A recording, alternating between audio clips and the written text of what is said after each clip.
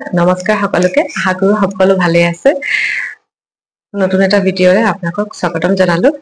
অহা 12 তাৰিখে আমাৰ হনুমান জয়ন্তী আছে সো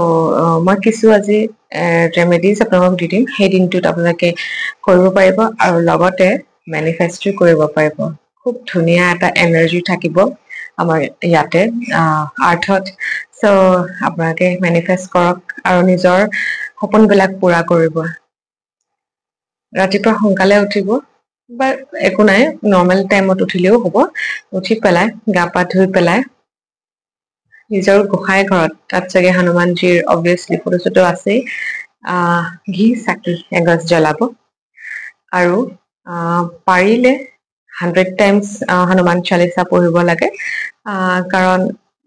হনুমান চালিসাতে লিখা আছে 100 টাইমছ পঢ়িলে ভাল বুলি 100 টাইমছ পঢ়িবলৈ গলে বা 100 বাৰ পঢ়িবলৈ গলে বহুত সময় লাগিব গোটেই দিনটো লাগিব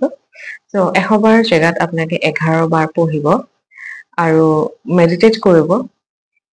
ইদিনাখন পাৰিলে মিনিমাম 10 to 15 মিনিটস কৰিবলৈ চেষ্টা কৰিব আৰু পাৰিলে নিৰামিষ খাব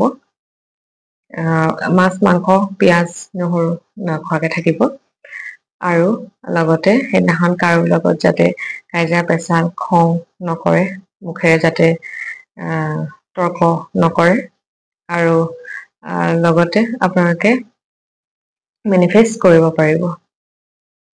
এনেকুৱা সময় বুলি নহয় যে এটা সময়তে পাৰিব বা বাকিখিনি সময়ত নোৱাৰে নাই ধুনীয়াকে পাৰিব ৰাতিলৈকে ৰাতিপুৱাৰ পৰা সো আপোনালোকে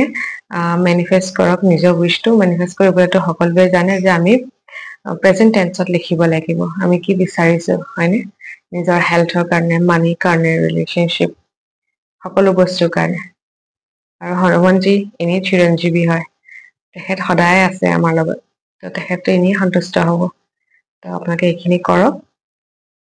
জয় শ্ৰী ৰাম